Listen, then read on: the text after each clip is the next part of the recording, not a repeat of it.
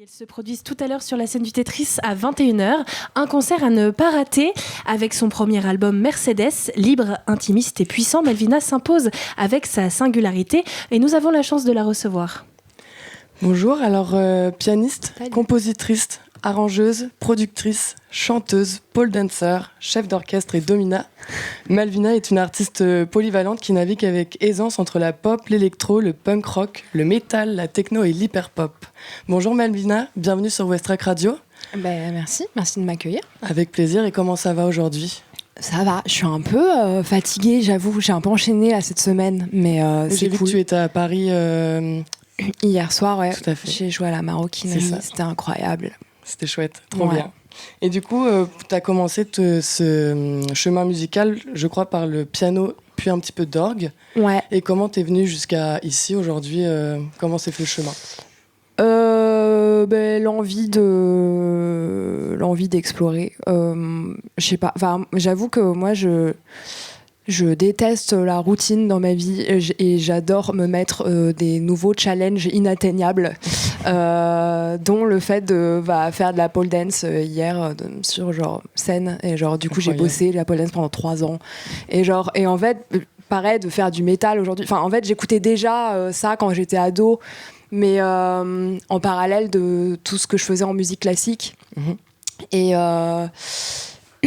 Et au final, genre, c'est deux styles qui sont assez similaires dans leur technicité. Il y a un truc très technique dans le métal qu'on retrouve dans le classique. D'ailleurs, il y a beaucoup de classiqueux qui font du métal par la suite.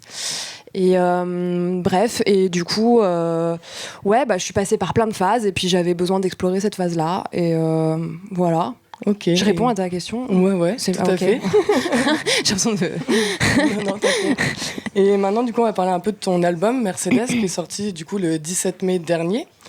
Cet album, elle marque une évolution significative dans ton parcours artistique, avec 12 titres qui mélangent évidemment hyper-pop, post-punk et techno, et il célèbre la liberté et l'émancipation de la femme. Donc j'ai cru comprendre qu'il y avait des thèmes politiques quand même qui étaient abordés dans ton album, comme dans le titre Incel et Brat, qui critiquent des comportements masculins, par exemple, ou avec un peu plus de notes joyeuses et d'amour et de plaisir avec Monogatari et Forever. Comment ces thèmes politiques que tu explores dans ta musique, ils influencent ta créativité et comment elles influencent aussi ton style artistique ? En vrai, je m'étais un peu jurée toute ma vie de jamais faire trop de politique dans mon art, de pas trop mélanger les deux, parce que j'aime pas trop ça en vrai. Okay. Mais en même temps, il y avait des sujets dernièrement dont j'avais besoin de parler et qui étaient éminemment politiques. Et du coup, je me suis dit qu'il fallait absolument que je trouve une façon de détourner ça et d'en faire quelque chose de drôle, et de prendre mon pied à faire des trucs comme Brat, où en fait, c'est une track que j'ai composée en me tapant des barres monstrueuses, et l'idée c'était jamais d'être dans le pathos quoi, dans cet album, surtout pas. L'idée c'était toujours d'être en contrôle et toujours de prendre du plaisir, et surtout j'avais besoin de mettre beaucoup d'autodérision dans l'album, parce que justement je voulais pas faire genre oh là là ma vie c'est terrible, je me fais mansplainer, en fait tout le monde se fait mansplainer, donc en fait on s'en fout de ma vie, mais l'idée c'était de rendre ça comique en fait. Enfin pour moi c'était important de pas me prendre au sérieux et de montrer que en fait oui ok, c'est genre il se passe ça, mais en fait ma vie est pas si terrible au final. Tout à fait, il y a tout le monde qui vit des Ouais. choses au fil du temps. Et j'ai vu dans une interview de Tsugi que tu as mentionné qu'il s'agissait de la première fois que tu parvenais à définir clairement ton identité musicale. Donc c'est un moment, j'imagine, important pour toi en tant qu'artiste et performeuse. Quels éléments de ton parcours t'ont le plus aidé à atteindre cette clarté musicale artistique ? Clairement, je dirais... y a deux choses. Il y a, je pense, ma découverte du BDSM. Ça m'a clairement ouvert un univers qui a vraiment façonné mon projet artistique. Et l'autre chose, c'est ma rencontre avec Joachim Baumerder, avec qui j'ai coprodé l'album. Parce qu'en fait, c'est un ami de longue date. Et on avait déjà prodé un titre ensemble sur un ancien EP à moi. Et en fait, je me souviens qu'on s'était tellement amusé en studio. Et quand j'ai commencé à écrire Mercedes, je me suis dit, il faut absolument que je retrouve ce genre de fun-là, en fait. J'ai besoin de ce genre de fun dans le studio. Je veux surtout pas refaire des trucs full drama. Donc du coup, j'ai tout de suite pensé à lui. Je me suis dit, en fait, lui, il va rapporter ça dans le studio. Il va rapporter un truc, on va se taper des énormes barres et ça va être trop bien. Et ces deux trucs-là, ça a vraiment façonné ce que je suis aujourd'hui, ouais, clairement. Ok, c'est une belle collaboration, du coup. De fou. Et avec Mercedes, tu nous plonges un peu dans des récits personnels et universels. Quel morceau de l'album te semble le plus être le reflet de ta personne aujourd'hui ? Est-ce qu'il y en a un ? Est-ce que tu peux en choisir un ?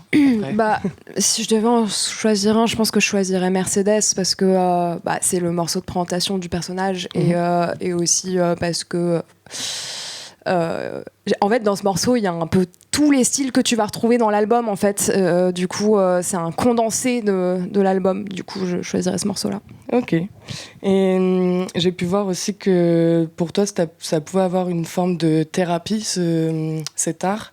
Est-ce qu'il y a un morceau en particulier qui t'a aidé dans ton chemin personnel entre guillemets ? Je dirais Sorry Not Sorry. C'est l'histoire la plus personnelle du disque et c'est aussi le morceau qui a donné naissance au disque. Donc, incroyable. Donc, celui-là, ouais. Ok. Et maintenant, on va reparler un petit peu plus de la scène. J'ai pu voir sur des vidéos que t'es pleine d'énergie, t'es à la fois féroce, sexy, mais il y a aussi une petite empreinte de douceur. Comment tu vis un spectacle ? Comment t'es avant le spectacle et après ? Moi la scène c'est l'endroit où vraiment je me sens le mieux, ça me galvanise de malade mental, juste de voir des yeux rivés sur moi ça me nourrit, c'est vraiment l'endroit, si je pouvais être toute ma vie sur une scène je serais ravie, mais je pense que les gens le sentent, je suis très à l'aise sur scène, je suis très à l'aise avec le public, j'aime leur dire quoi faire, j'aime les diriger, ça me plaît énormément. J'ai jamais été stressée avant de monter sur scène. Je suis toujours juste surex, quoi. J'ai juste hâte de tout casser. et après, ouais, c'est l'après, il est plus difficile à gérer parce que souvent t'as une grosse montée d'adrénaline, donc du coup, j'ai du mal à aller me coucher. Mais voilà, j'ai découvert l'huile de CBD, du coup, ça m'aide. Pas mal. Et en regardant un peu dans l'avenir, est-ce que tu as des projets à nous partager ? Comment ça se passe un peu en vrai, j'ai pas mal de news qui arrivent. En fait, je sais pas ce que je peux dire, ce que je peux pas dire. Tout ce que je sais, c'est que... en fait, je fais pas mal de feats en ce moment avec des gens. Je peux pas tout dire, mais il y en a un qui sort bientôt, là, en novembre, avec Chouette. Contrefaçon. Et là, en ce moment, j'écris beaucoup de nouveaux morceaux, à vrai dire. J'en ai joué un hier à la Maro, un nouveau morceau. Oh. Et j'espère pouvoir le sortir bientôt. Est-ce qu'on va l'entendre ce soir aussi, du coup ? Non, malheureusement. Dommage. Mais ouais, fallait être à la Maro. La prochaine fois. C'est ça. Merci Malvina pour cet échange.